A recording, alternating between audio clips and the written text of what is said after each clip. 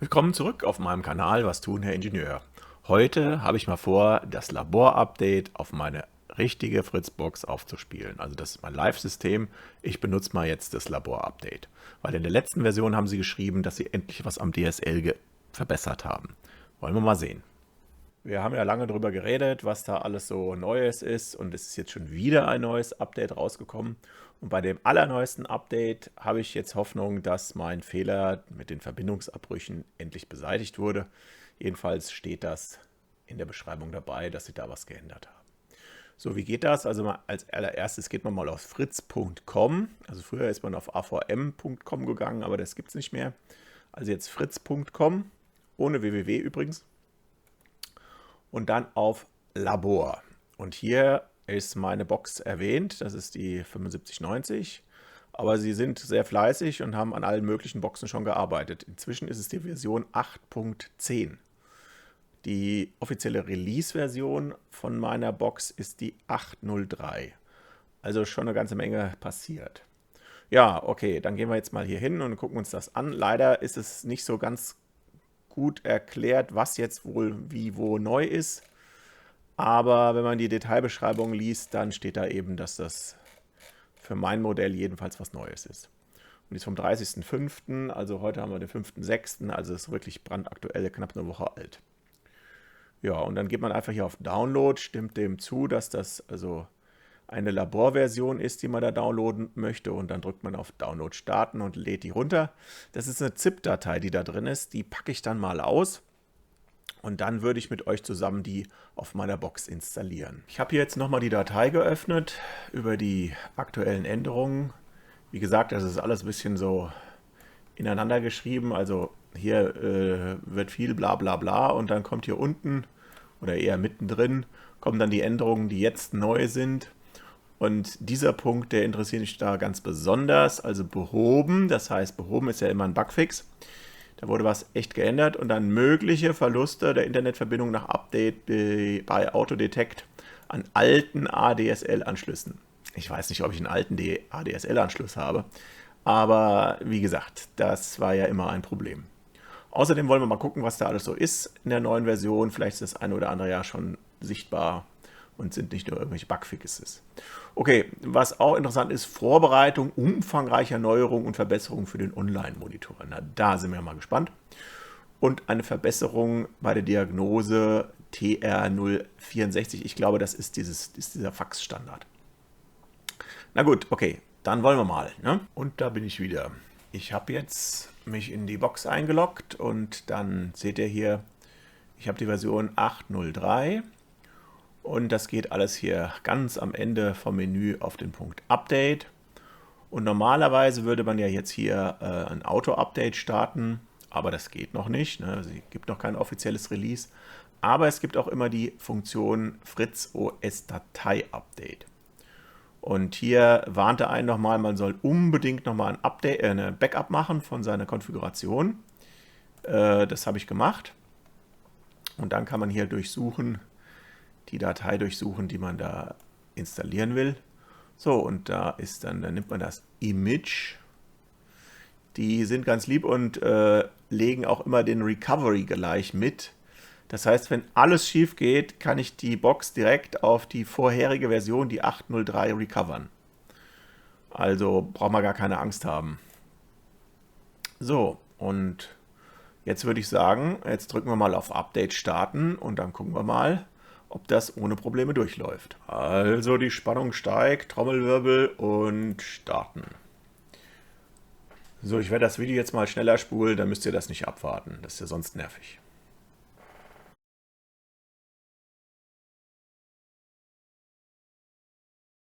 So, schaut euch das mal an. Ich werde mal erklären, was mir jetzt sofort aufgefallen ist.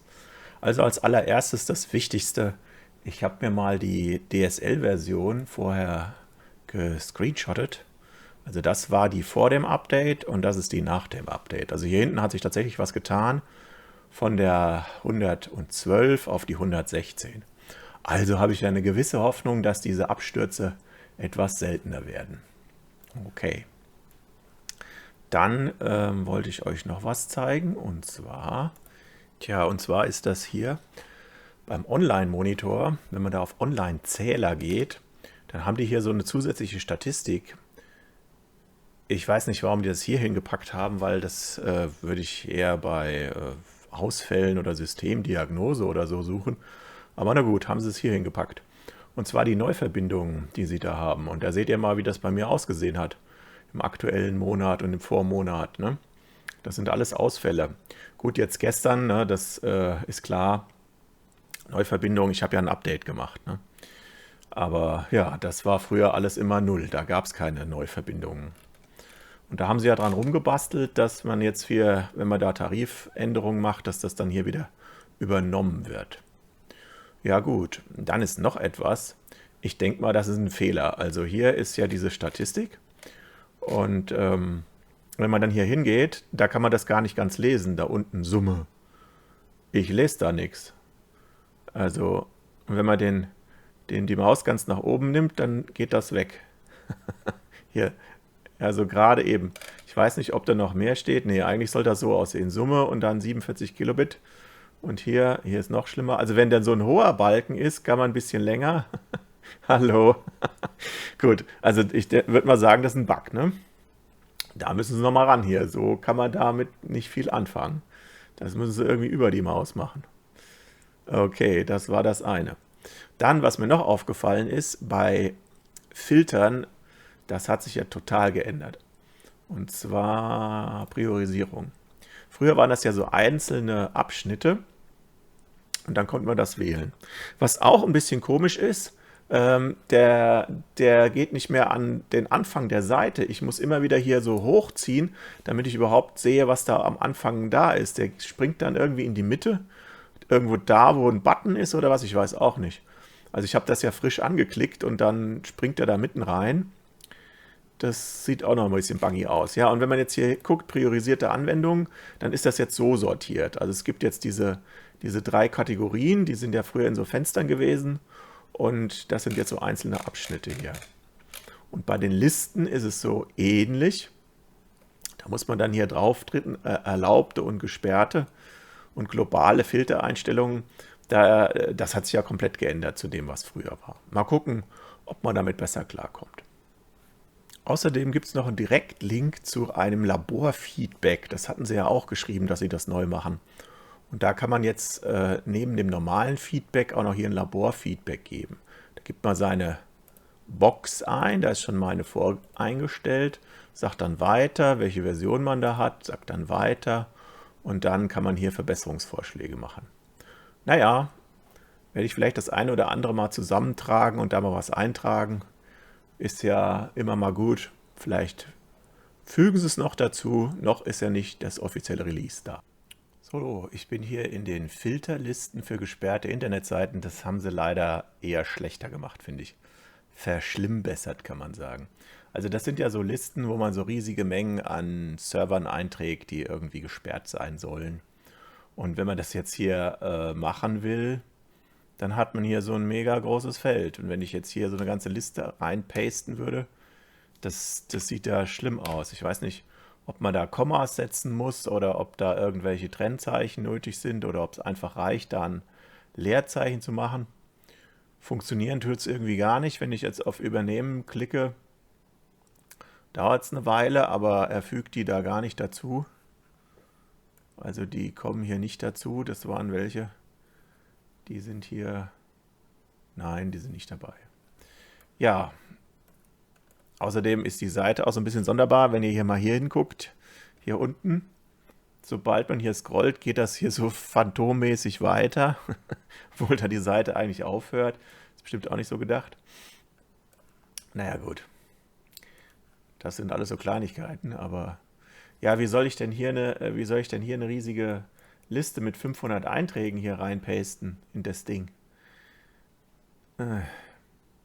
Früher war das ein richtiges Feld, wo man die reintun konnte und darum scrollen und dann OK klicken.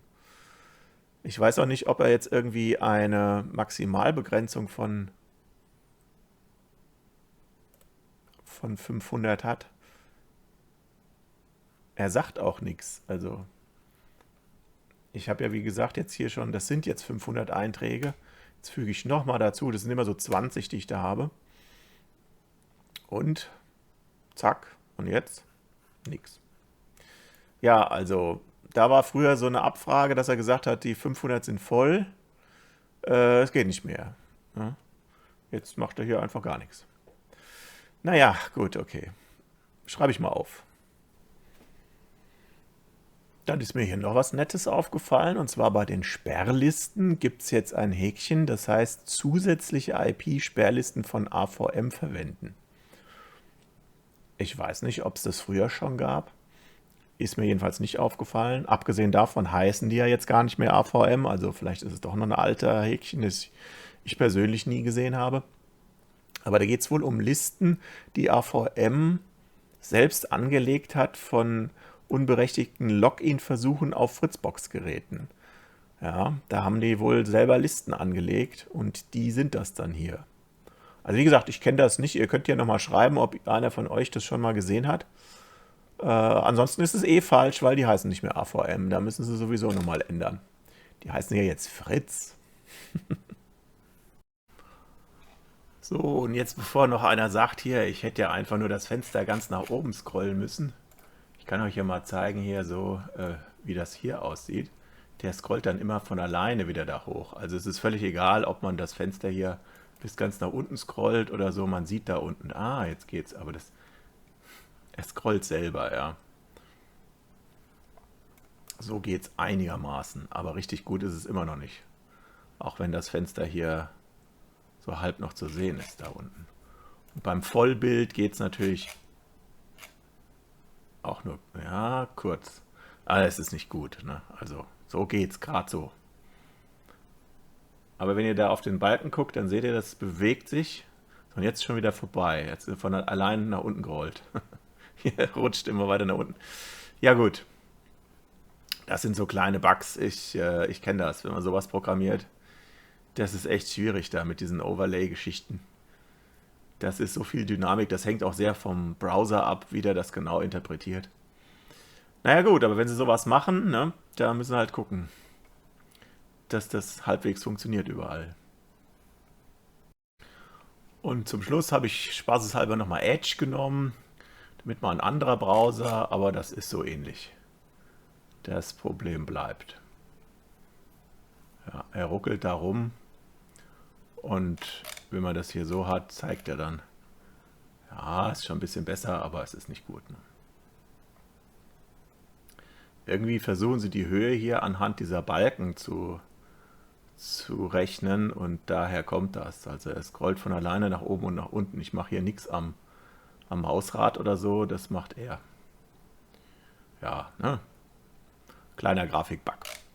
Gut, das ist nichts Besonderes, aber so ist das mit neuen Entwicklungen. Immer ein bisschen schwierig. Im Detail wird es dann halt gemein. Ich hoffe, euch hat das gefallen, was da alles so Neues gibt. Und meine große Hoffnung, dass jetzt endlich DSL stabil ist. Ich werde euch berichten.